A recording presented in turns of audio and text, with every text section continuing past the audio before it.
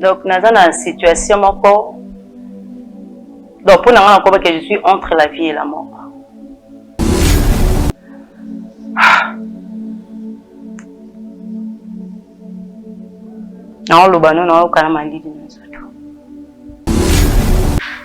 Chose grave, maman.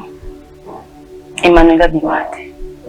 Donc, ce que Bimane, c'est quelle classe à son soit Tobigné en famille des Alak. Bien sûr, on en a été une validité. Au finish, docteur Ayub Sanga, moi on a dans la retard il y a 8 semaines. 17 ans, on a appelé la Mimazé. Quand on a commis qu'on a vendu, maman a souffert comme pas possible. Bon, en français, une fille est tombée enceinte. Souvent enceinte. J'ai pas de copain. Comment je vais avoir ça enceinte? Maman.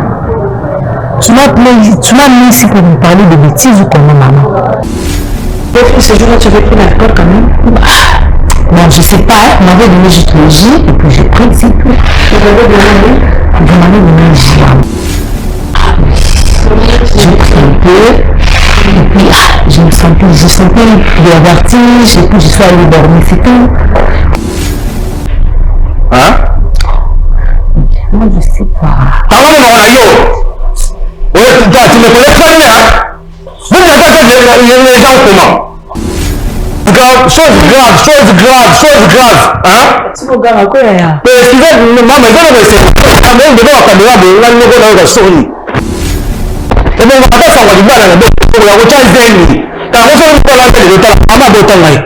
Si on va faire le long, ça soit la maman, on a senti que je ne peux pas cacher quelque chose dans mon thème. C'est que tu as éternité. Et la maman t'a payé beaucoup de monde, mais soit on a déjà dit tout dans savoir pousser et dans la santé. C'est de savoir pousser avec Isabelle à l'issue de Jésus-Christ à l'île de Sarabiso. À ce daranga ba nièce na quoi. Na bimara na nièce na comme il faut. Ma nièce à Jacques oui. Mais comme a dit tout nanga iso asenye Manuela na kala kaka na boya kako na comprendre te ngai moko kwiti sirima Emmanuela pe kwiti sirima. Bon, je m'excuse pour la thématique, c'est que vous biso mi balé ni.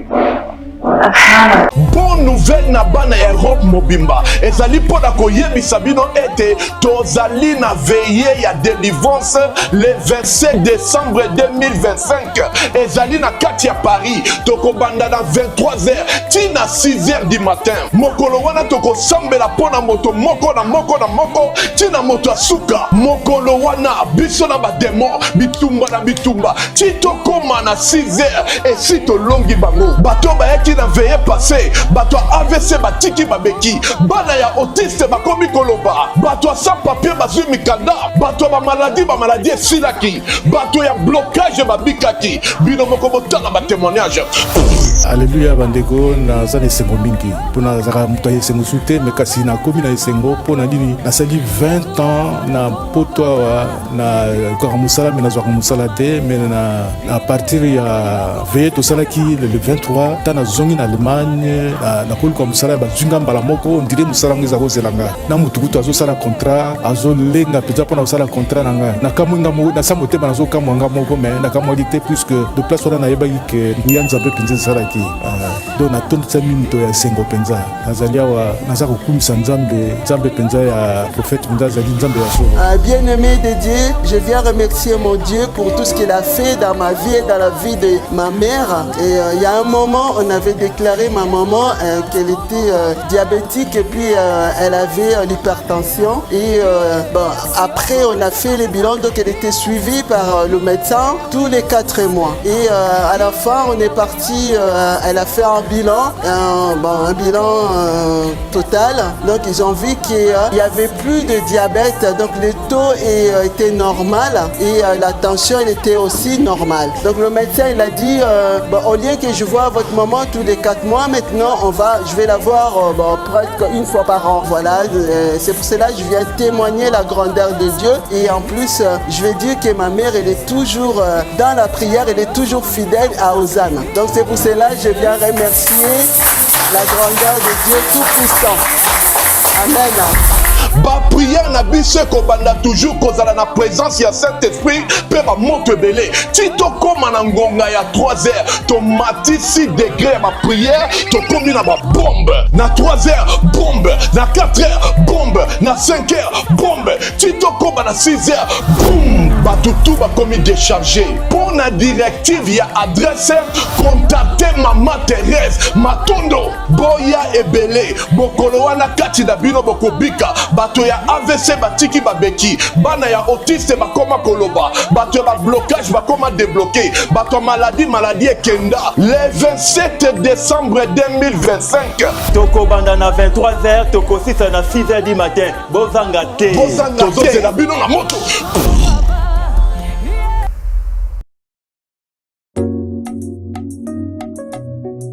Oh Yahweh sopanguya nayo na mabota sopanguya nayo na beglize Yahweh sopanguya nayo na banation nguya na yo papa nguya na yo Yahweh sopanguya mokonzi sopanguya bongana beka sopanguya mokonzi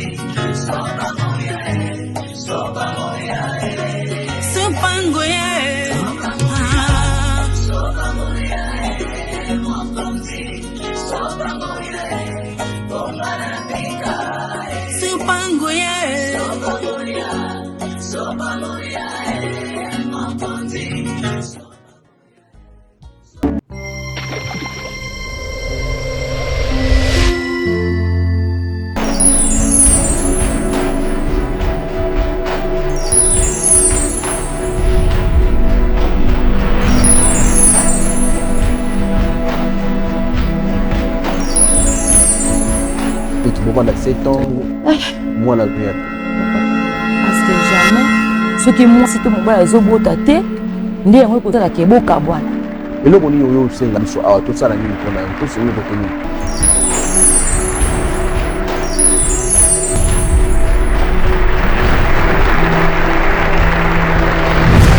Ozali ebele bokolanda biso un peu partout dans le monde, ska ete tatanza komba.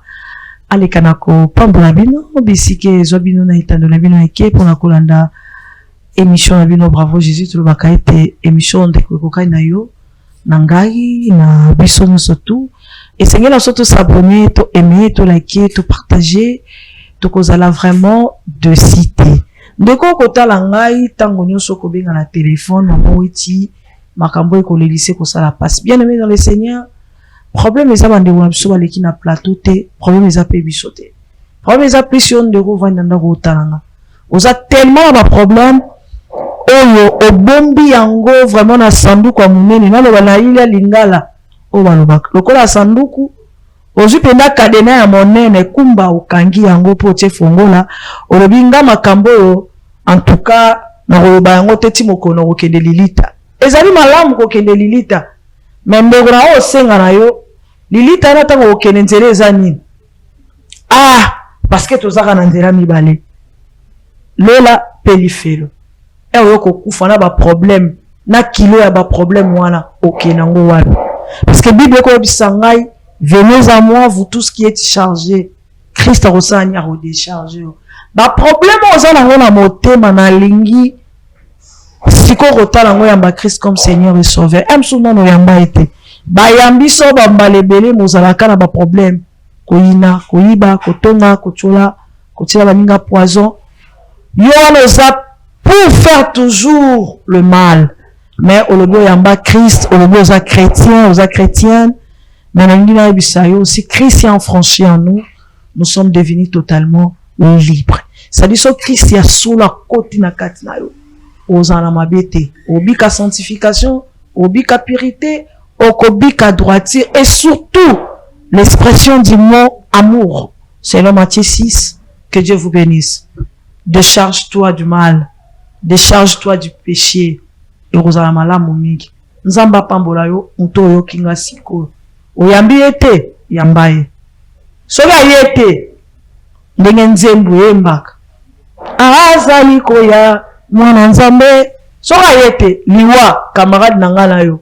Moninga, yatango nyos, ndekufa. Soga kufa okende wa. Que la paix du Seigneur soit avec vous. Nzamba pambola bino. Nzamba pambola ndongo sur la Arabiso na Chebiso Télévision, to baka été sponsor officiel de Chebiso Télévision, c'est Jésus-Christ de Nazareth. Que Dieu vous bénisse. Là vous êtes dans ma pambola. Nzamba pambola ndongo sur la soutenaka chaîne au Chebiso Télévision, de près de loin, que Dieu vous bénisse. Nzamba pambola ba membre nyo sur la soutenaka ba orphelin, ba veuve, ba vieillard. Vraiment que Dieu vous bénisse. Continuez toujours à faire du bien. Nzamba ozangate kokanisi la bino. Que Dieu vous bénisse. Nzamba pambola l'équipe mobimba ya Chebiso. Vraiment, Nzamba pambola pour ça qui toko ba osala chaque jour. Merci. Que Dieu bénisse Papa Elie Sinandouko et pourquoi pas Papa Monsolo et pourquoi pas Kachama et pourquoi pas à Israël et pourquoi pas à Jacques Milambo, pourquoi pas Papa Zara et surtout à notre président Cheikh Moukadi. En ce qui moment il dit Zamba Pambo Bande Konyonso. Que Dieu vous bénisse.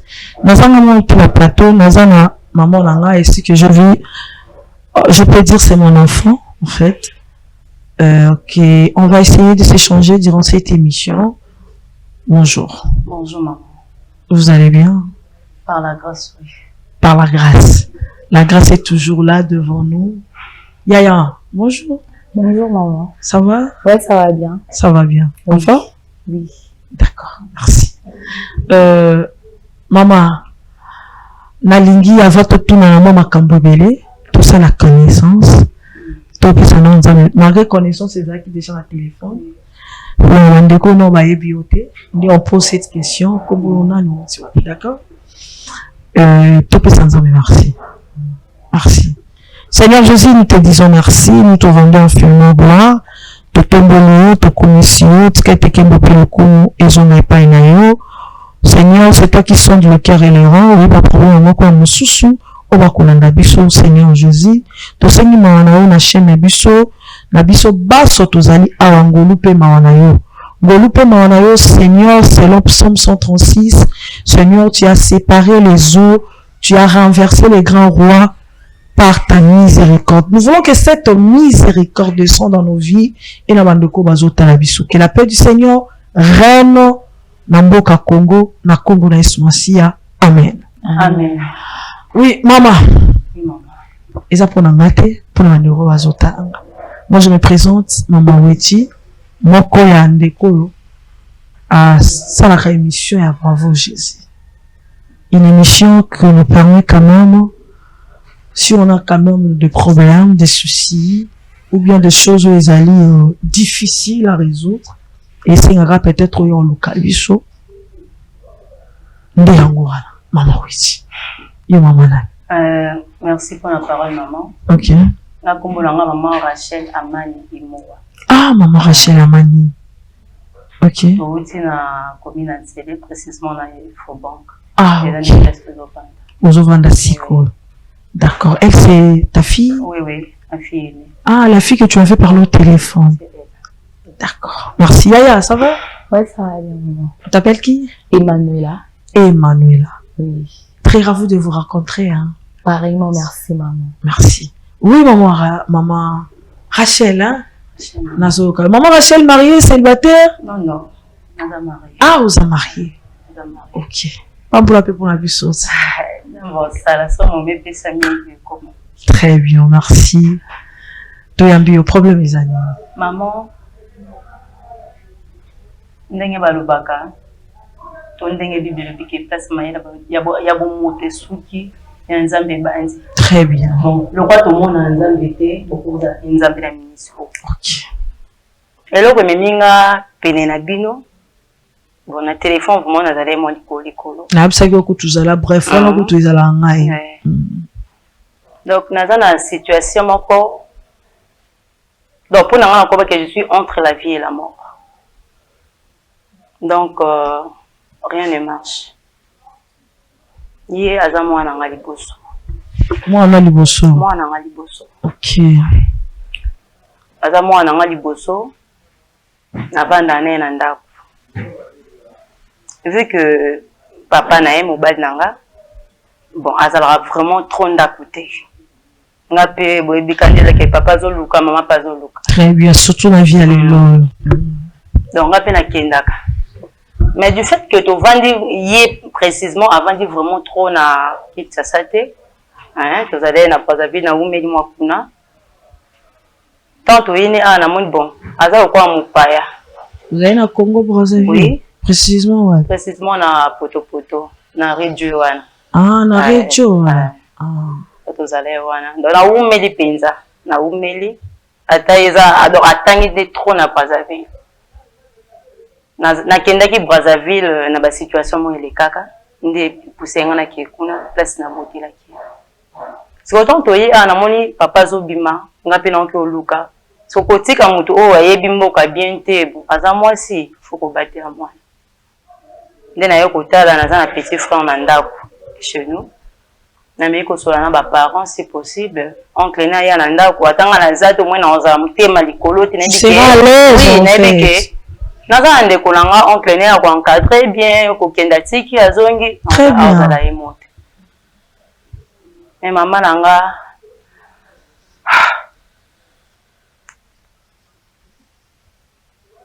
na olobano na okana malidi na nzoto.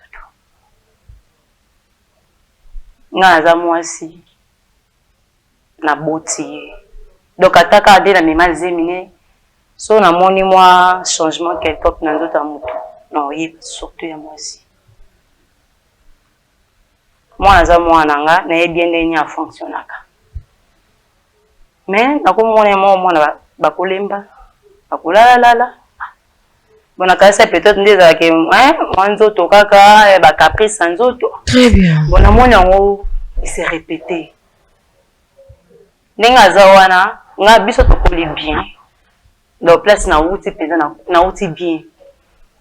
Maman nanga atika ko permettre de garniture nga mona kebwe na sombi non. Nyonso ezalana. Ta maman? Ouais. Chez tes parents? Oui, chez nous. OK. Donc eza moi nzela malamu wana landa pe pona kokolisa Emmanuela. Mais na constaté 2 mois oyo dès na somba biloko et bouchate. Donc quoi parents faut étiquer. Comme quoi tu avais acheté? Ma garniture oui. C'est quand on a sombi bongo, on a moni 2 mois et bougeté. Tant on a bandi ba fièvre, moi ba malaise. En tout cas, moi qui ai été bon mamie salaki. Na meki ko tala na moi apparence, Nathalie tolo moi Nathalie moi miso, moi ba lèvre ndenge kenda. Ezo pousser nga kana loko nga na okanisa. Maman tine na ina ebo ebilote. Ndenge avandi bo. Ayebelo. Emmanuel, est-ce que tu comprends ce que ta maman dit? Je comprends rien comment. Tu te sens pas ça va. Pas de mal à l'aise, pas de mal de tête. Ça va. Mais maman réclame que ça fait 2 mois que tu n'as pas eu tes périodes, non? Vous comprenez un peu de fois Lingala? Ah, congolaise, maman. Ah, bon, c'est là. Maman dit que ça fait 2 mois. Naïbi moi maman normaloba moké, d'accord? Pour nous sur la naï. Maman lobby a sali 2 mois. C'est-à-dire c'est chaque période, chaque mois tu vois tes périodes, n'est-ce pas? Tu sais ce que je dis de période? Hein? Tu comprends, hein? On comprend de période que je dis. D'accord. Alors ça fait 2 mois. Et tant qu'une femme, à ça major, mineure? Ah, 17 ans. Encore mineure. Mais des fois, de temps à autre, on se et de ces choses. Tout solo là. Mais oui, va la basi. Les baba roboti mwana. Robota motema mwana. Ok. Mais au moins tout solo là, quoi maman na mwana, sauf conseil zali. Non, on fait ça pour nous linga mwana ngabibati. Donc s'il s'agit vraiment de solo wana, tout solo là. Aujourd'hui, baba rentre classe. Et le moment je vais bien, même si maman je vais bien, je vais bien. Les autres capacités, je vais bien. Parce que ça te dérange pas en fait, ça fait 2 mois. On a parlé de tes autres rencontres. Non, vraiment, comme je suis là, bon, je ne sais pas comment expliquer parce que je me sens bien, je sais rien, je vais bien dire que je sais rien, je me sens bien. Donc, par là, vraiment, je ne sais pas quoi dire. Donc, tu te sens en forme. Ça te dérange pas aussi. Même si on va non, tu trouves ça normal aussi. Non, on doit demander à maman parce que je ne sais pas. C'est maman qui me surveille. C'est maman qui te surveille. Là, moi, je sais. C'est elle qui va nous dire pourquoi on réglait tes. Moi, je ne sais pas. Vas-y,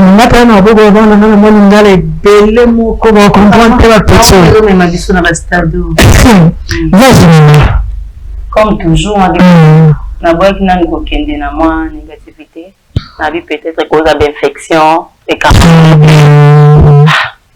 le coup de zone papa n'est pas policier, policier, na vie bon mais nous na cas fungo là, donc quoi biso qu'on a dedans à accès na biso.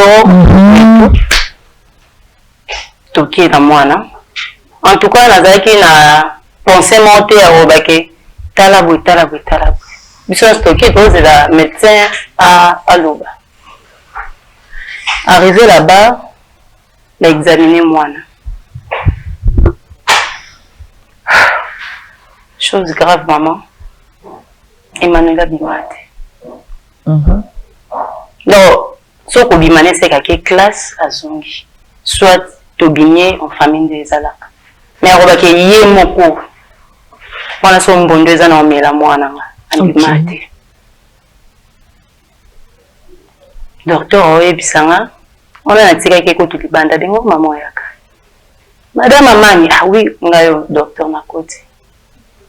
Oh, est-ce que moi na yo atambolaka bablo moi bon moi ça va bien la camarade na bon. Kotambola na et la classe. Bon. Banda te to ya awa, non na mona te ke ami moko boye ba ye na yo. Non na mona ote. Laisse-moi camarade. Non na mona te maman, son bon 2 ans na mela. OK. Non na mona te. Docteur, il bosse ici na meilleur ici na mona ça fait bien sûr. On a été invalidé à Seki. Surtout docteur à Seki. Et ça c'était mon donc malgré docteur à Seki, moi pour maman, moi confiance mon qui voilà, non c'est maîtriser quand même devant. Mais là la bon encore on a le babé mais elle a une séance on a très bien. Docteur à Seki. Oh maman, au moni ba na basi, faut qu'on lande la bango. Moi ça me porte confiance te. Maman a dit sûr. So tensiomètre aux aikana qui batali na minute, on a évité cette tension comme qu'elle à 0. C'est comme on va bon. Donc, naebi déjà na terrain nangi akota. On dit za bongo oza maman, aza mwana mwasi kokende na prétalité te.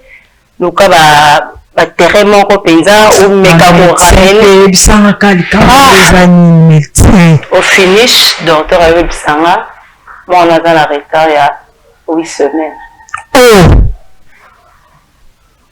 Oh là là. Maman.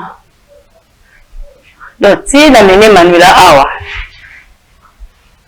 Na la beauté, na za konda, donc la kondi na décalage à 4 heures. Na za na passé na ngamoko. Zéla, maman, pardon. Avant que tu aies passé, Yana, tu comprends 8 semaines? Non, je comprends rien. Maman, c'est quoi les problèmes? Je comprends rien. Ah, baba, non, Ok, non, tika, comme brutaliser tes chéris. S'il te plaît, madame, le passé me laisse. Je vais revenir. Maman, mais c'est faisant. Nous avons bien gâté à ma, tout le monde a souki ça. Now t'es colbaki na coli bien. Très bien. Nazanga lipate, nazanga ki lambate. Donc na colbate qui na osa ki ndumba pour ne lamba, na osa ki ndumba pour nzalano. Mais comme toujours, na lobi mate quand ndé obi mate ndenga pe na lobi mate. De la coalition. C'est qu'on ndé na omona, hein? Réalité na oyebate na lobani. Maman, elo na ina loba ataya epe motu.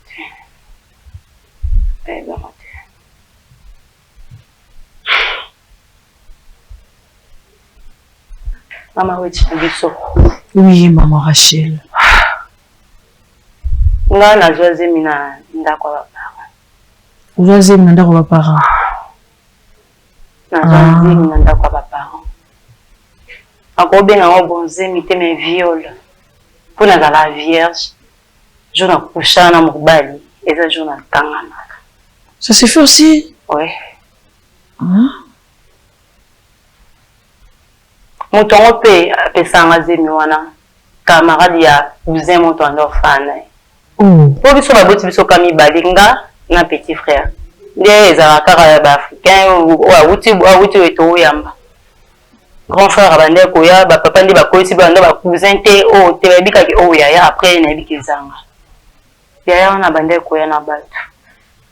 Moko ndia camarade naende apesa kanga mbawana. C'était vous. Obimaki, tu as dit que tu sortais. Nanda, on a vu ça. Chez vous à la maison. Dans ta chambre en fait. On a habité, hein. Il y a quelques coups de foudre. Mon numéro, il cause à moi, tonton Moboya, il y a mon petit grand frère, mais on s'est bien un grand frère. Grand frère, après, ça commis sous. Pour mère, on a encore collé, maman. C'était fait de taille de figure. Ah, on a nos chéris. Dans on a dit, moi, beauté, penza mbapesaki. Dans la comme on a zémé, même réaction, on a sali pas Emmanuel, et on maman a ça. Maman et maman à l'hôpital. Arrivé là-bas, on va apprendre qu'il y a un zémé. Bali moi, on a un zémé. Adi moi, on a un pimate. Zémé, où tu as pu. À tout le monde, on a bouillé. C'est quoi le boy ça quand on est là pour nous aller monter à ma casse mais non t'as la papa na biso biso pour vieux Goliath non non t'as qu'à vieux Goliath na biso na ibake moi na mo quand on bête na patolo ma fille c'est quoi que ma fille wanda ça des bêtises maman pas boy son habité faut longue ce qu'on a qui bon gars on a dit que il y a un mois oui et ça makila mais ça mutu so na longo les zemi wana ba teke na longo na makila te na longo les mutu na bomi mutu na tadi mama existait te longo la zemi moi papa la bino wana ngo bomela ngali bala et tout na tale bon habité et sympathie avec ça bien maman ndé na kima mama et son nzela et moi comprendre ngote les cas là que yo le maintenant le on a mazem te moi je me sens ici dans la joie quand moi il dessous moi quand moi donc on a là moi quelque chose moto place na comment quand famille tata na ngate famille maman na ngate donc ami connaissance les places quand là bon éviter comme toujours nous avons premier part dans les mazemité pas caprice azemi bon moi 17 ans oyo okumisela nga yango pe na mima azemi wana tant komi kuna na fandi maman na nga na souffre comme pas possible na fandi 7 mois grossesse donc ba fièvre zo bandelama so ben moi paracétamol le matin le soir ko banga te ezila donc on l'a la penda na ngolo nzambi donc c'est na kamela participa oh mbongo ta ok certaine ça te menga na mwana boss dans ça qui n'est l'autre côté bato ndo bakomi pe kobanga baboza mwana bato okufela toyambaki o wi mais lelo so likambo ekomi baoluka pe biso bobombaki epoko mama natali na bi autrement osala eza te naza mwana nazalaki fille unique enfant chéri ya baparent na nga malgré nazalaki na leki bon na nsima nayebi nazonga nakende koluka baboti nasenga bolimbisi nakomi wana comme toujours papa kozala siliki me soko azala na mwa bolingo ata nde tobota oyebi dayake oyo nde yanga ata asali mabe azongi akoloba na ye kanda eza me akozala toujours apesi to na ye na ndako na biso banziminga wana ni bakousin na biso wana bazalaki na petit frère ba grand frère bazala yesu na ndako te nga tozongi na ndako nga na baparent nanga après 2 mois naki obota donc kobota mwana no na ye te ezalaki mystère ezalaki na fièvre tellement nabelaki trop de 0 à 7 mois moi 2 mois wana nde nake kiloka une fois deuxième rendez-vous na okende na pasi obota donc nakenda nde bapenza kobota eza kufa opesa vie bible eloba obota na pasi azobimisa mwana ntango babimisinga mwana perdre connaissance donc nayo remarqué bastress azemi bavio namenaki tout ce que tu as vécu en fait nasilisi mwa bakisi bareanimenga naya kozwa moto nyonso so aboti azala na mposa mwana tout à fait natunda sage o oboti mwana mobali na bi siko mwana mobali yango azalabi oyo pema nanu pema baobongisa ye abotama na mwa colorant na nzoto faki ecouveuse ekomi so bacouveuse eleki mwa ba 2-3 heures naboti na voix normale boyelanga mwana nga na melisa ye oyo pema nanu mambosa monoko pema nanu napemi nanga ti tokomi ba 20 heures nde mama ayaki o Rachel makambo mosusu arrivaka faut comprendre langage ya nzambe ekoki koarrive boye pe mais totuna nzambe le pourquoi te ye moko ayebi so mama ntango ayesanga bongo na bi mama loba nanga claire zala claire pe mama nango komi lokwa baminganga bakendaka na bato na baterrain moko boye paye ofinisha biso vérité o oboteli mwana mobali mwana monene mwana pembe 4 kilo sanga bitati mwana mwaza wapi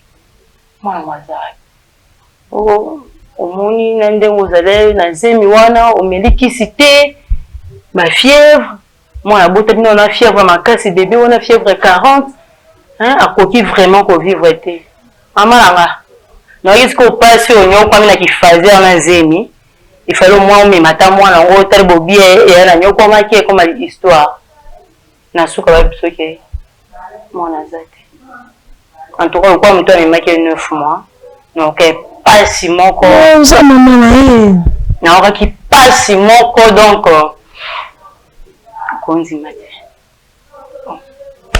ata naoki pasi wana naleli en tout cas nalelaka ata oleli ozonga mpe kaka te posa akufi papa ekodeside bon na ndenge aza boye bien te aza na mwa déplacement mpo alongola na stress nde ayoti nanga na Brazzaville ntango akomi na Brazzaville wana nzambe ayokosunga ayokutana na papa mani ntango akutani na ye nde ayoya yango kobenga wana ezosala siko mama nanga eza punition nzambe no répétition eloko même âge même acte donc on comprend te nabenga ngo nini est ce que eza na lisumu moko nasalaki na inconscience oyo nzambe alinga futanga ntina memi mwana mama mpo nga mpena nazalaki makasi te nalandaka vraiment bravo Jésus ntango namonaka nayebi ke batomba bayaka awa motu nyonso mpenza ataka pese azwi solution etout nabi te na mpe mutu nakokufa boye te mpo mobali oyo nazali na ndako aza lokwa incarnation ya papa na biso lelo soko apprendre buzoba ya oyo seke nanga na ye oza libanda oyebi mpe bato yango basimba mwa babiloko yango te toyebi kaka ntongo moko papa mo abeta famille na nsens mama nanga mama weki na biso saint esprit akamba o mama akambelanga mpe mwana oyo mpo da nayebi ye songa natuni likambo te ye mo nde ezatake mama na wayoka boye asala yango te donc mpenza nayebi te abrise na motema neti na koloba nde nini soki ate mpa nanga oloba te yango moi na ye na ye kabo nabokuta ata kotuni na ye ke osala nini okende wapi naboyi. D'accord. Avec la question posée, je pense que nous répondre aux punitions, aux salaires bénis. On va expliquer tout dans la Bible, hein, mais on doit quand même prendre d'abord. Il y a Manuela. Mais il faut se rendre dans la Bible, ce français écoute, c'est pas un problème, d'accord? Ok. Par rapport à Madame, ce moment où tu es là, sa vie passée, je sais que Bino ne s'en fout pas, sa vie, c'est la vie de mon maman. Donc, qu'est-ce que je vais faire sa vie? Bon, si le gars s'est passé, ça ne me regarde pas et tout ça. Vous êtes comme ça, d'accord? Ben, je comprends. Oui, les amis. Au sein de la barbe, tu es sur le monde, tu es juste amis. Non? À l'école, tu as des amis, garçons et filles. Ben, j'ai des amis filles. Filles et garçons? Non, des amis filles. Des amis filles, oui. Ma marche là, parce que Balobo qui est dans l'école, n'est-ce pas? Ma camarade moi bas si à 17 ans déjà, je pense déjà que j'ai révolté, puberté plutôt, et comme plus pire qui étant dans un 13-14 ans. Mais sur la même, ma chérie. Non, je sors pas. Non, je veux dire que tu sors au bébé. Non, si après l'école, c'est la maison. Je sors pas, j'ai pas d'amis. Donc, je suis juste avec ma maman à la maison. Donc. Tu as un téléphone? Oui, j'ai un téléphone. Très bien. Alors, le téléphone, pendant la récréation, tu as des amis à l'école. Est-ce que deux fois, vous partagez un peu? Tu regardes des séries, non? Ouais. Au moins, la première, tu as ça dans la maison. Bah oui, je vois. Tu vois, non? Mais des fois aussi, tu as un téléphone, non? Non. Moi à la télé. Et puis maman, quand elle est là, donc c'est un peu difficile de regarder de bizarres choses. Donc, moi, juste ce que je regarde, c'est juste les dessins animés, la musique. Bon, les séries, bon, par semaine, je peux les regarder même 2 fois, vu que maman m'a interdit de regarder. C'est un peu ça. Mais on dit quand même que dans le barazen, non? C'est... Non, en français, une fille est tombée enceinte. Bon, enceinte, souvent enceinte. Tu connais les enceintes? Moi enceinte. Oh. J'ai pas de copains. Comment je vais avoir enceinte? Maman. Tu m'as mis ici pour me parler de bêtises ou comment, maman? Moi enceinte, moi et ma mère enceinte. Ah, maman n'a pas de la bêtise. Maman, tu peux faire la maman à Cambouane? Ah, s'il te plaît. Non, maman, la chaise, s'il te plaît. Yaya. Tu peux faire la maman, hein? D'accord? Tu as beauté qu'avant. Mais maman beauté qui n'est pas à mon âge. D'accord? Tu peux faire la maman. Hein? À 17 ans déjà, je suis ma beauté qu'avant. Et moi, ça m'a 17 ans. Hein? Viens ici.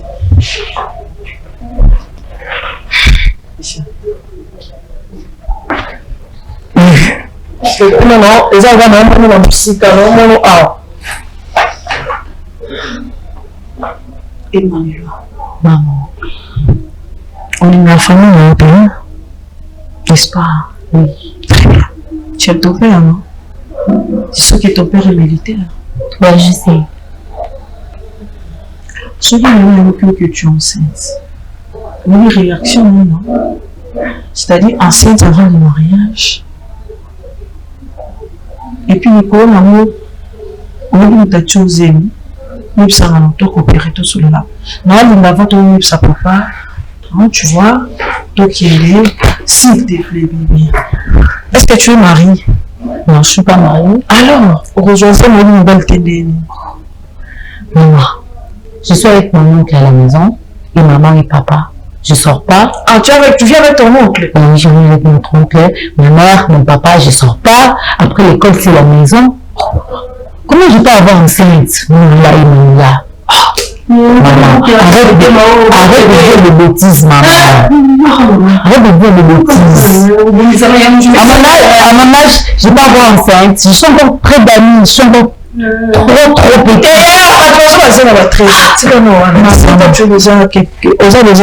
Dans l'époque, dans le village, maman, je ne sais rien sur ça. Je ne sais rien.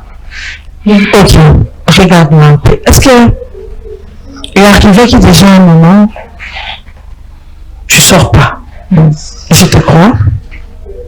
Tu n'as pas des amis à l'école, mais je te crois. Mais je vais te dire que ceci, à l'époque où nous sommes aujourd'hui là, c'est très difficile qu'il y ait histoire à Jésus. D'accord. Alors, et nous, comme nous mécanisons quasi, je reviens à votre maison. Comme tu vis avec 2 hommes, ton père et ton oncle, n'est-ce pas? Ok. Est-ce qu'il y a un jour, tu t'es senti un peu raté auparavant? Ne me réponds pas sans réfléchir. Entre en toi, réfléchis. Réfléchir, Emmanuela. Zonga pena na bale bangani. Zonga pena na besoin na yo. Parce qu'aujourd'hui, ceux qui n'ont pas tu n'as pas suivi l'histoire de ta maman, elle aussi elle avait tombé enceinte à l'époque, elle avait encore 17 ans comme toi. N'est-ce pas? Alors, à qui m'a souffert et tout, à votre monde, à mon amour, à Koufaki. Alors, ce papa n'a aucun problème, tu oses en maîtrise à comment tu vas nous. C'est ta vie, hein? Tu as déjà 17 ans, hein? Je crois l'année prochaine, tu as 18 ans, ou comme un jeune âgé, hein? Hein? Dans le village, à l'époque, quand on a pu les déjà à 15 ans, il allait, hein? Moi, quand hein? Réfléchis. Est-ce que les gens ont l'amour quand on s'entend bizarre? Réfléchis. Je voulais que réfléchisse. Parce que tu es une femme à 17 ans, s'il y a quelque chose au mécanisme, même si tu n'as pas compris totalement, mais quand même, on va dans le monde. Qu'est-ce que je rêvais? Qu'est-ce que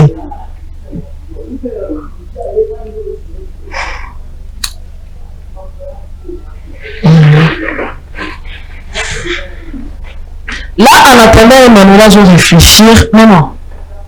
Comme Emmanuel ma brutalité. D'accord? Parce que les choses de femme, vous savez, il faut le tirer à moi si tant. Moi, on va tous pause. Et puis quand on va revenir, le temps, à Joaquin, tout Kabilabino peut m'aider là. Pour nous, nous autres, là, c'est une crise. Mais Manuela, réfléchis. Regarde, je me la carte maillot. Regarde tout tes nuits. Regarde la journée dans le sang.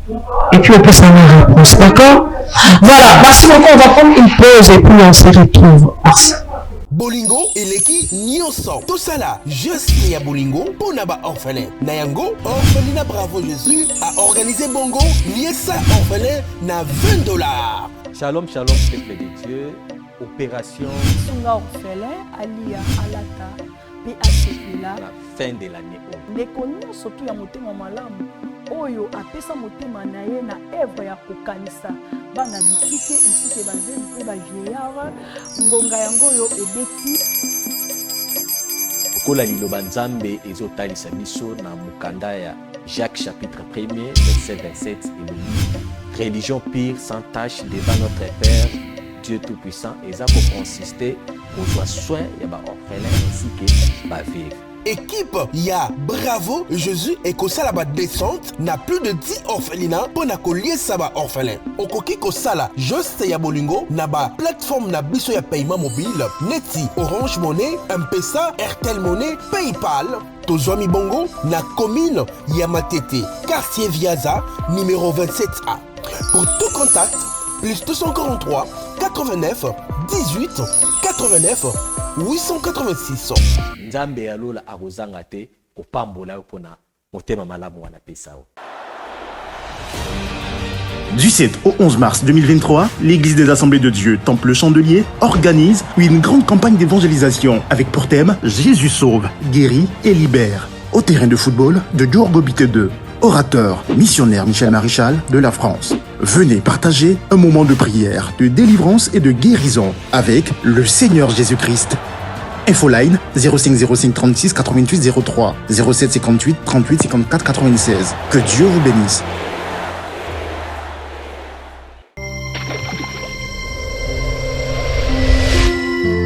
Merci beaucoup. Retourne à vie sur le plateau. Nous allons faire la vidéo.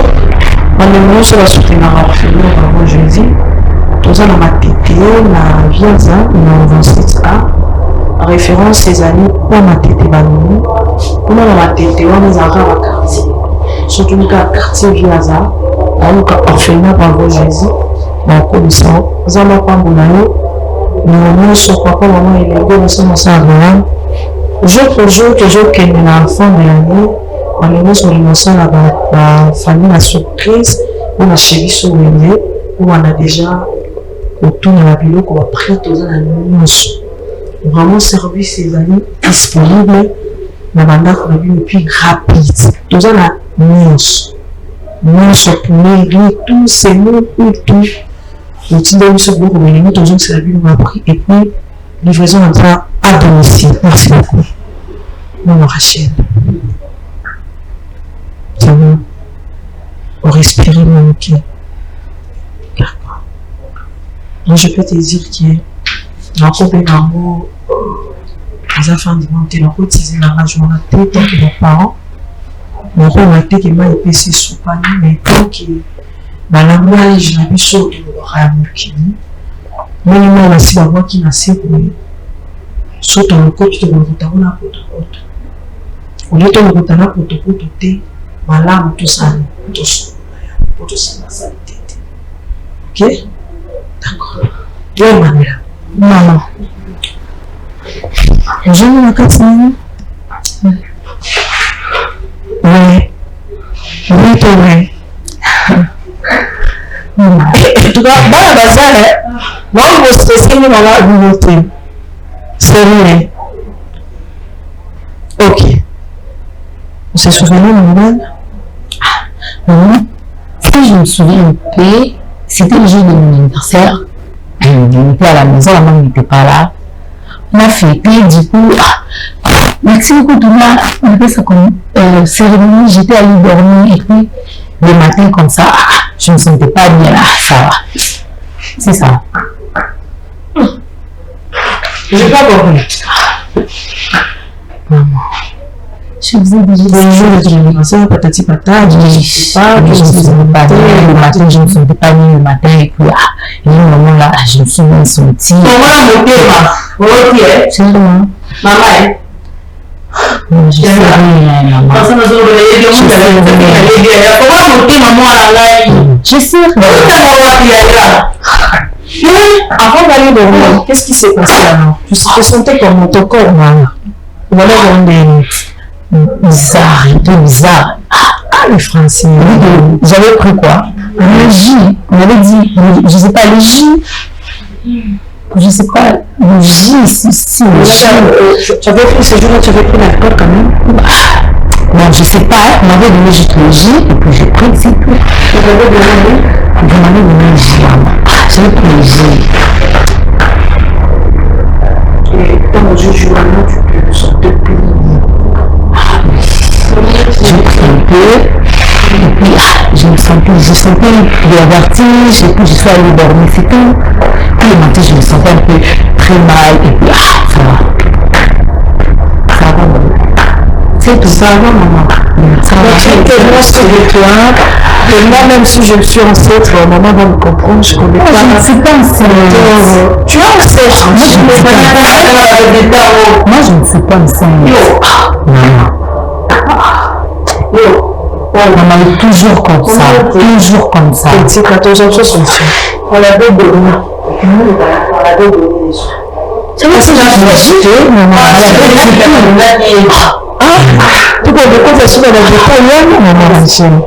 c'est à la fête, non? Vous avez la bonne tête. Moi, je viens à la maison, je conduis le jus et puis c'est tout. Tu es toujours comme ça. Toujours là. Ma père est intéressée. Moi, on peut jouer à ma psychologie. Il y avait plein de gens à la maison. Qui t'avait donné le verre de jus? Il y avait des copines, il y avait mon oncle et puis les amis de mon oncle. Et puis j'ai pris. Non, c'est tout, maman. Maman est toujours comme ça, maman. Maman, Tika. D'accord. Par contre, on dit papa ça, parce que tu as joué une téléphone. Parce qu'il y a 2 ans. Si vous allez. Ton écran, au solo là, on peut. D'accord? Donc, juste parce que, oui, des fois, quand tu sors, tu seras tu vas en aller. D'accord. Peut-être un peu que c'est sur la piste, comme on a vu sur la vérité. Ma côté la main.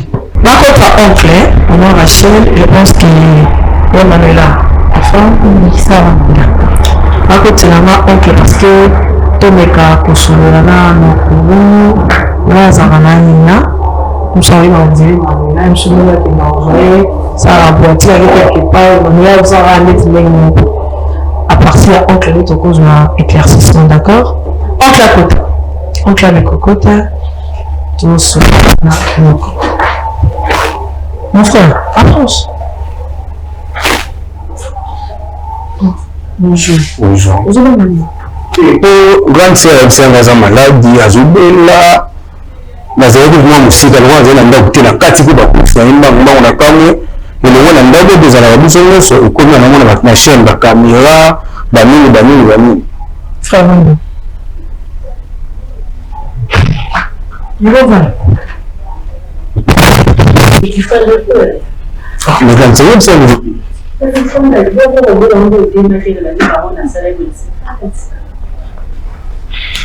Namoni la bengue les petits, comment les petits? Oui, comment on a les petits? Ah, maman, il y a le bateau, on a sur la naine. Maman, ça va. D'accord. Il y a les petits. Oui. Il y a même tout ça là, na Emmanuela. Oui, c'est ma nièce. Attends la classe là, on a outil quand il a souvent sur la grande salle de déplacement, petit que la va bouger une balle. Oui, on a eu vraiment la conseil de tel c'est surtout les vieux, les années même les vieux qui disent. Oui, ben c'est là bon, à part classe, là l'église, ben dire nous sommes invités. Quand même vous partagez. Tout ça là quand l'église tout ça de la visite dans mon classe on a outil quand il a tongo na midi na kina fiti. Avec toi dans ma chérie. Tu m'as habité dans ma solo ici. Bon, avec les gens on a vital makasi, il y a genre le ligne na ebisangati. Et tant que oncle nous en a souvent en rapport à ma parole on suspectait déjà. Bon, excusez-moi là qui est la question hein. Oui. Non, il a raison, hein. On suspectait déjà Emmanuela. Ah bon, on suspectait non. Na mon avait un ouvert ah oncle je ne sens pas bien. On l'a eu qui cité sur à côté il y a minimum bah qui se calmement fait voilà à la temps ça on a la dit 13h à la minute 17 on a 50 plusieurs fois là-dedans. Emmanuela mais l'hôpital on a santé les abontés. On dit que le monde de malaria moi ni on soit biso mikolo ba kongo comme passe. Et vous avez malaria moi typhoïde moi ni. Au pendant la suspecter quand même. Ah. Là qu'on a suivi dans côté maladie parce que maladie hier tout s'attendre à la route. Donc il y a vie les avant maladie. Avant maladie. D'accord. Et le roté. Oui, et le roté. Sûr. Si, et le roté. Je veux même te servir Emmanuel. Emmanuel a dit là il a raté. Ah, il a raté. Arabe a dit là il église. na classe. So Emmanuel Nazimi. Excusez maman, na yogi moi loué chaque caméra la comprendre. Nazimi. Emmanuel Nazimi. Hein? Moi je sais pas. Comment on a yo? Ouais, toi tu me connais pas bien. Vous n'avez pas fait les gens comment? La maman a pas si quand ça on va la première qui fait quoi? Pas qui ça yo. Ah, ya. Oh maman, elle est là c'est ouais. Okay, no kolika mangoni. Maman pas ça quand ça ça c'est pas bête c'était une gosse mira. Non, maman a pas dit que c'est sur le vérité quand ça va ça yobi. Il y a posé des signes d'activité. Pas ça il faut mettre pour la nuit. Ah maman. Bon, le va on va dire le besoin de madame. On va dire de bossa ngate. Fanda. Ndaka ça va nyoko va mettre ça va la vidéo te hein. En tout cas, on peut n'importe oncle. Parce qu'il est petit dans une oncle. On peut mettre pour un. Bon, en fait, maman, la tante là, c'est un Emmanuel, il va la vie, frère. Dans la vie, on a géré la belle de seconde, on sait quoi, puis soit là, il y a des bon, quand tu habites là, ça, petit frère, on a surprise. Ça va dire, là, nous sommes là, nous sommes devant la caméra, Antoine, là, nous sommes caméra, nous sommes là, souk. Hein? Mais le gars, il est comme voisin. Dans la zone, on a classe à Tanga. Maman, la carte a payé 5 heures, on donne d'autres nous ça là. A recevoir la maille, grande sœur a donné à la programme à théotique. La roquette de retirer la classe. Attends la fin de la bateau, on va à moi d'un mois de guitare. 11h30 pour la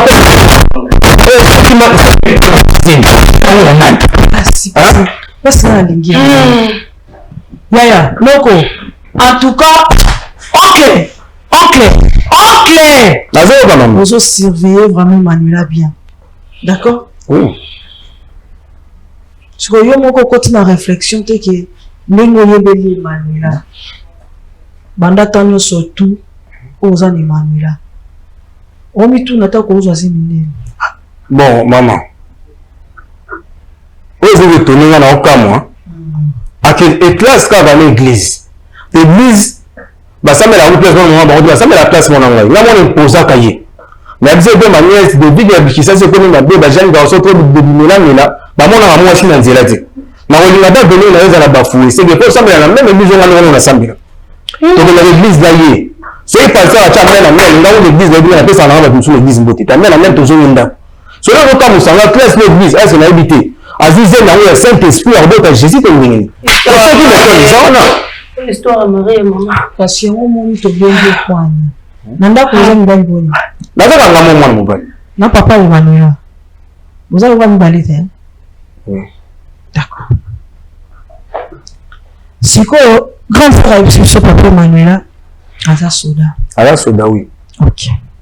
Mingi penda yobi ka ba soda de bazala. Donc c'est que moi mobali atika na nanda yo. Ngai. So Emmanuel, bon ce qui s'engala qui na bino bongo hein.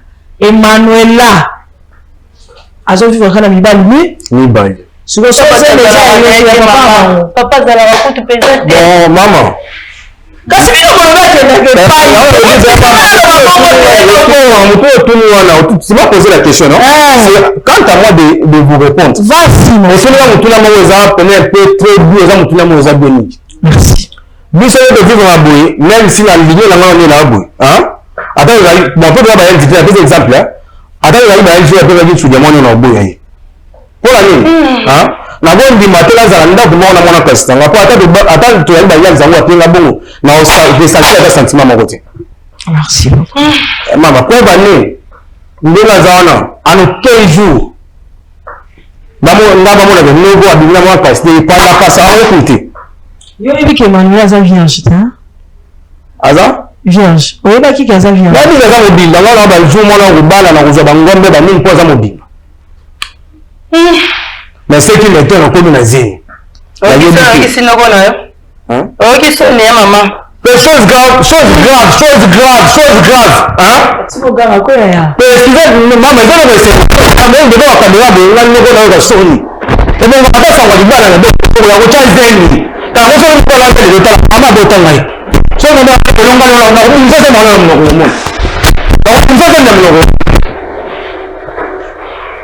frère. Noko. Maman. Oncle. Maman. Yoka. Nalobi boye. Na bandeli question. Emmanuel Genara epai. Elle n'a pas été oui. Yoka te. Emmanuel, tu as mais l'église. C'est là bon? Oui, bon. Emmanuel comme il a fait il y a nani. Il y a eu toi papa mais. Il y a Saint-Esprit. Bon maman, quant à vous êtes s'il vous plaît de lui poser la question attends comment mobile là. Emmanuel a vu si biso ayebi mobali. Agent dit m'a pété que Azana zé. Elle connaît même pas Béni Moutazanaka, mais zé. Agent va apprendre que Azana zé ni awa na plateau que sa mère même tazo bise que Azana zé. Non, il y a la vie, c'est venu, tanana. Famille, hein, il y a un canal. Nous avons l'église, c'est bien. Mais l'église, c'est ça, bon zambete. Hein? Ok, l'église, c'est ça, bon zambete. Bon zambé, ça a 4 na moto. C'est pour cela qu'on a bien vu que Zambata a motema. L'église, bisonde toza église, bisonde toza épouse de Jésus. Oh, nous sommes au Kenda, le cours na bandako. Et ça, ba temple, et ba bâtiment, ba keli. Parce que jour Christ a roya, on met ma bâtiment, on a on met mangana yo. Mengi Matthieu 24 jours. Mukwa toza na wenzi mutwa kei mo watika. La jo église na épouse na yakene.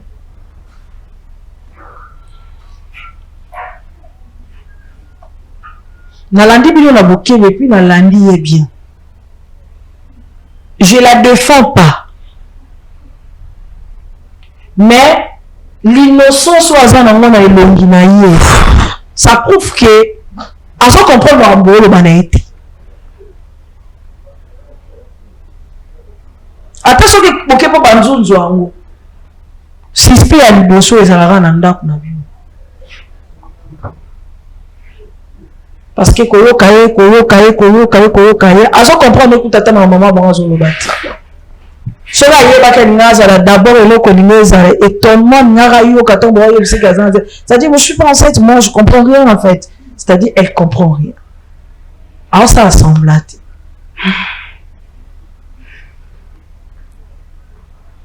je ne veux pas que na forme oyo parce que le comment ma test ADN et comment on te banana manda kuna bino et comment quand d'azabo ba prélever son wana ba médecine évolue ce que papa même ta tchezemi tomoko to réellement juste libanda chez qui parce que yolobi tu es avec elle tout le temps.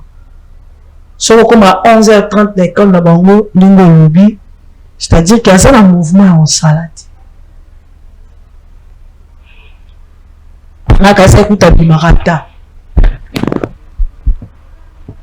Tu as tes amis? Bon, on a Jacques. Bon, mais pas vraiment. Tu connais Jacques? Ça le voulait déjà quelque chose de relation amoureuse? Non, jamais. Vous êtes proche ou pas? C'est l'ami de mon oncle. Ah, l'ami de ton oncle.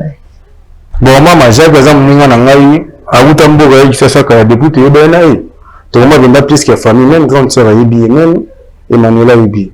Alors, il y a meilleur ami, non? Ok, meilleur ami. Au moins, il est comme ça, à toujours Luka, et Zakaka, excusez-moi. On se bat en cassandette, non, il y a mingi, non, tout le cas mingi. Pourquoi non, il y a non, tout le bongo? Et ça parce que ta sœur a dit, la seule personne dans le petit Brazzaville a confié Emmanuel, c'est toi. Au ticket de classe, qu'on surveille pendant qu'il y a Azat. Et puis, il y a confirmé que vous avez Emmanuel chaque jour. Moi, je pose la question, Emmanuel ne sait pas qu'elle est enceinte. Elle ne croit même pas qu'elle cause un asile. Parce qu'elle dit à sa maman que non, je suis pas enceinte, moi.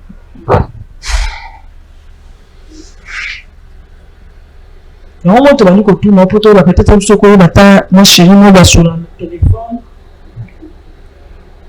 Bon, le téléphone peut nous suspecter, hein? Ok. Suspecter la téléphone. Déjà baptisé en église, oui, déjà baptisé. On dirait Jésus comme Seigneur et Sauveur. Oui, depuis ma naissance. Dans ta vie, tu dis qu'il y a la vérité. Oui, oui, qu'il y a la vérité. Tu vis la vérité en toi. Oui, je vis la vérité en moi. Tu es aussi. Oui. Oui, qu'il va dire, tu tambour à gauche, tu es ma souma. Il va ma souma, oui, là, je sais. Ce qui te sert de souma dans la vie, tu vas parce que Nengaza, c'est une petite fille, 17 ans, à Robota, moi, on a fait Botama. Qui neige ou qu'il neige, Fabota. Tu as juste vu Emmanuel, tu es pembé. Ce qu'on vit à moi, les amis, un jour, Emmanuel était là, mon ami, les solos qui ayebi papa na été.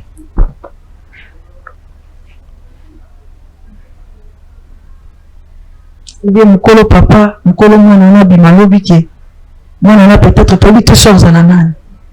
Jour au komara mutu wana. Après papa m'a bimalobi ke c'est mon fils ou c'est ma fille. Mais alors peut-être grande sœur à ça qui dans le passé. Ou peut-être on a pu expliquer, ou peut-être ce qu'on a d'abord expliqué, parce qu'à expliquer biso, on se pose la connaissance dans notre. Et là, comme une grande sœur, parce que vie à Emmanuel, les a vie au Yazalek. Il n'est pas beau, takabongo, ou on a koufaka. Est-ce que vous avez dit cela? Il était là. Je peux soucier aux salariés, que même vie et se répéter encore sur sa vie. Et se répéter encore. Si on a une histoire à jeunesse, on a une histoire à Abraham. Abraham, il a commis un mboka moko et pas roi moko. À cause qui, batamboka anaki, Sarah, à sa cousine. La maman, après une zambe na bolingo nae aye ko révéler roi wana zongi ça moi-ci na musali na ngai. C'est le même histoire que Isaac a vécu avec Rebecca. Le mensonge. Son abandon les sous kokita. Tu vas trouver que l'histoire de Jacob. Et ça, là, l'enseignement, Jacob est ma terre. À soi bénédiction, Esaü. Vie n'a pas compliquée. Si là-bas, a épuisé 20 ans d'esclavagisme. Mon est épuisé en malédiction. Il y a une seule grande sœur qui n'a pas répondre à un moment. C'était des rêves pour ça, on a besoin. Ton donné au cola. Et ça, on a comme chose rattrapé bisou. Et ça, on a ma parole sur ça. Même ce soit qui a interrogé la papa, mais peut-être ma biki te mouille, quand on a besoin de bikara les cambois. Ce qui nous a c'est une alliance à Abraham. Et le bisou de la descendance de David. C'est pourquoi alliance en train de gagner. Kolinga tebo bobi kana famille à l'issue aux amalam te pour na lobby. Langage moko ya mokili balobi, nos enfants feront plus que nos parents. C'est-à-dire bana biso na osala koleka o biso to ça dans le mal ou dans le bien. Soit on fait qui bolam bana bon ça plus que tout ça. Soit on critique qui m'a bé bon ça puis m'a bé. C'est juste un conseil des femmes. Je reviens, Emmanuela. Tu connais rien. Moi, non. Tu connais rien. Oui. Tu n'as jamais couché avec un homme. Jamais. Rien du tout. Rien du tout. Sûr. Très sûr. Mon oncle. Maman, je pense que nous avons un problème. Mais nous avons un maman au bon, on a suivi important. bani ko bota surtout basi na mibale yaka bana basite na mibale pour belle pour le loso oboko le malamu ta comme brigade akomi shege na balabala balokata batu machete yaka bana basite kia komemelo zeni non les enfants les hommes bana mibale na bana basi les garçons et les filles faut bien les surveiller yaya on a une Manuela na mobilité s'il te plaît par rapport à ce que je t'ai dit non la mobilité non d'accord oui bébé le roté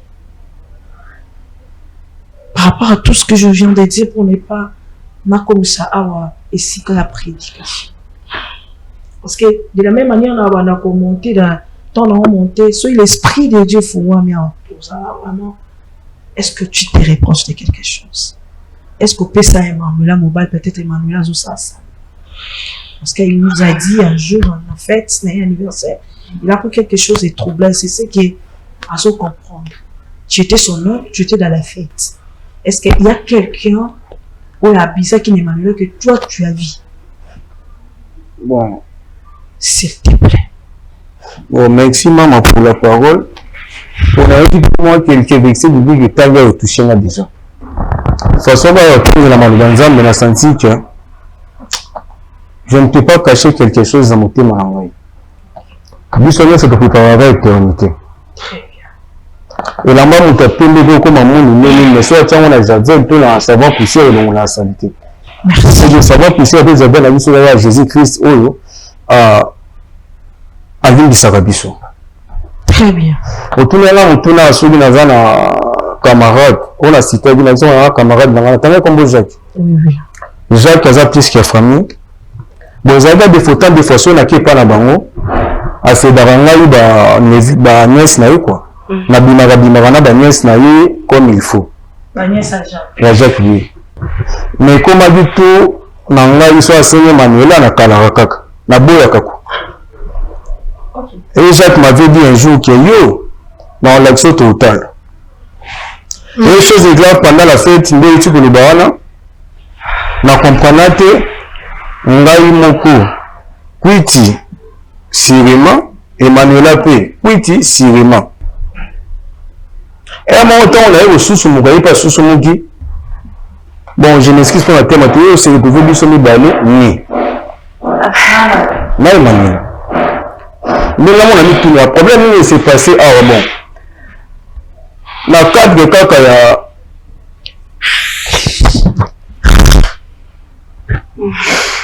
la carte de caca, qui m'a moi sonné, mais elle dit ça va un peu amical. Pour bêter la grande sérité. Donc ça on est là. Pour analyser tout le bien là, moi je croyais que ma moussou sur la grande sérité. Maman, vous faites pas ça, maman dit ça.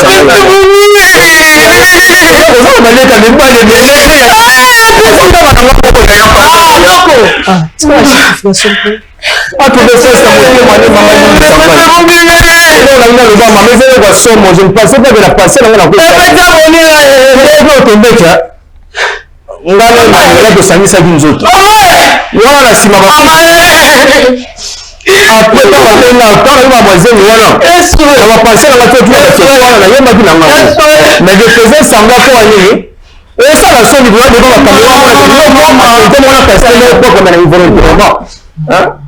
Emma, c'est vrai. Maman. Je ne sais pas, maman. Mon bébé, c'est vrai. Je ne sais pas. Si elle a qui peut être casée à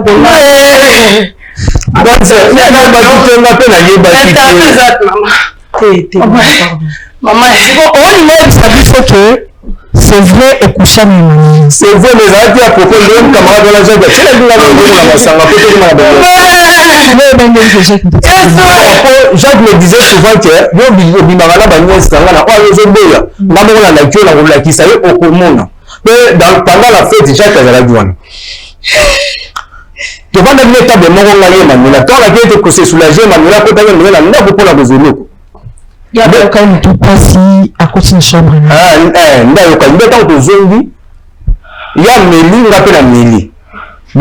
Apparemment, Emmanuela prend pas l'alcool, n'est-ce pas?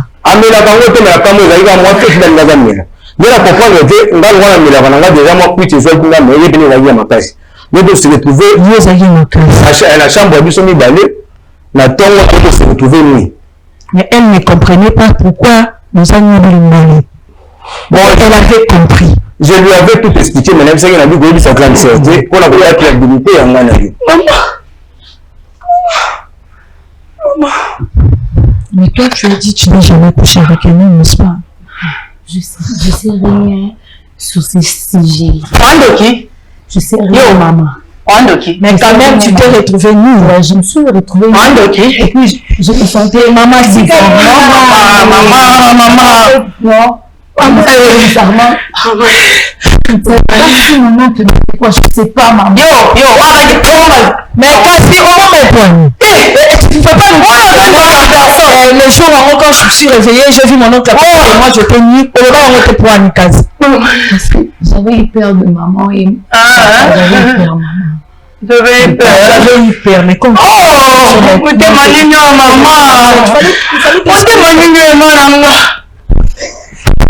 je suis toujours ton oncle. Ah!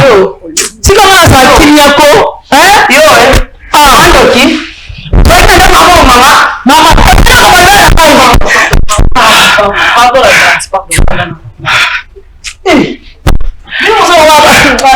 Que Dieu me préserve. Que Dieu me préserve vraiment. Que la paix du Seigneur nous emmène. Donc les problèmes là, on les Canaa. Toi tu te défends toujours que non. Emmanuela c'est qui est toujours son oncle. Non. Non, habité. Il commence à péter. Le moment de te demander pardon, et pas de nous. Tu vois avec Emmanuela, on dirait donc il est mon père habité. Emmanuela. Ma chérie, je sentir Emmanuela innocente et tout. Or, il y a eu quelque chose où pourquoi elle s'est innocente? Je n'arrive pas à parler, maman. Si depuis j'ai trouvé mon oncle à ma chambre, je ne savais pas si il y avait quelque chose là. Là, je ne sais pas, maman. Là, je ne sais pas. Mais comment tu as vu ton oncle? Ouais, j'avais vu mon oncle. J'étais nue avec ma couverture. C'est juste ça. C'est juste ça. Je ne tout soit non la parole. Maman, et c'est maman d'amis. Tu vois, je suis. Pardon. Mais bien, où est-ce qu'on a dit il y a nous où ça se connaît? Moi, je suis enceinte. Moi, Emmanuela. Moi, enceinte, Emmanuela. Maman, moi, je suis enceinte. Moi, enceinte.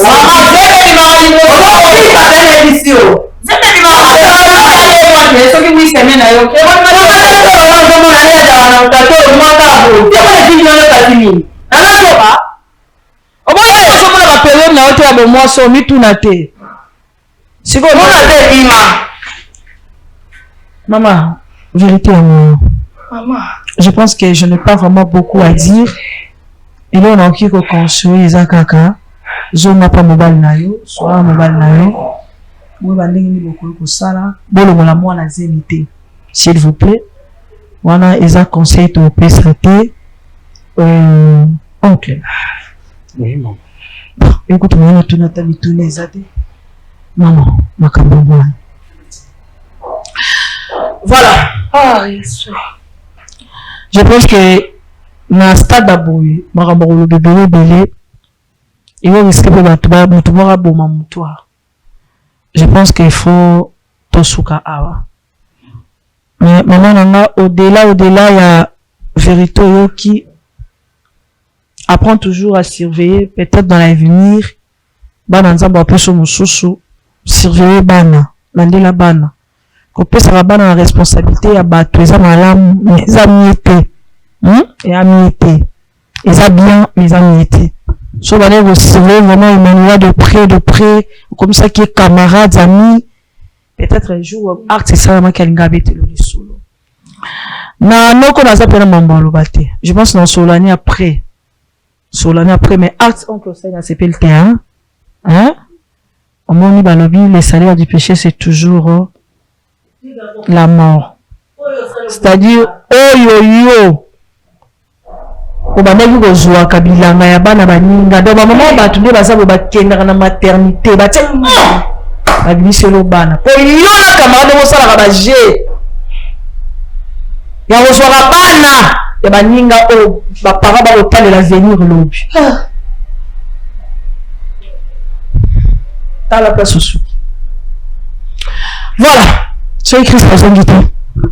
Donc, on malassi. Que Dieu nous bénisse. Merci.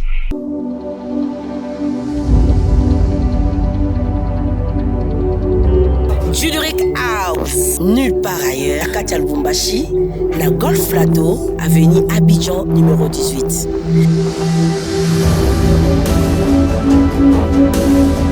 Waouh! T'as la piste de monsieur Amouneni, t'as la trône à marié, pas table à boy.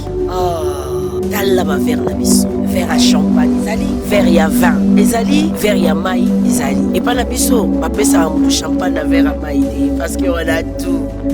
Ah, ma protocole à boy. Waouh! Voilà l'espace vert na biso. Bateau balinga ba baby shower, ba événement balinga espace vert. Dans l'endroit na biso, on a ba événement nyonso, ba conférence, ba mariage, ba fête de baptême, ba communion, ba retrait de deuil, nyonso ka awa na Juluric House. En tout cas, bateau yaki, ba mariage na biso nyonso to. Mettez en bas. Parce que tout ça est long. Merci Juluric House. Hey, alors là, Juluric House.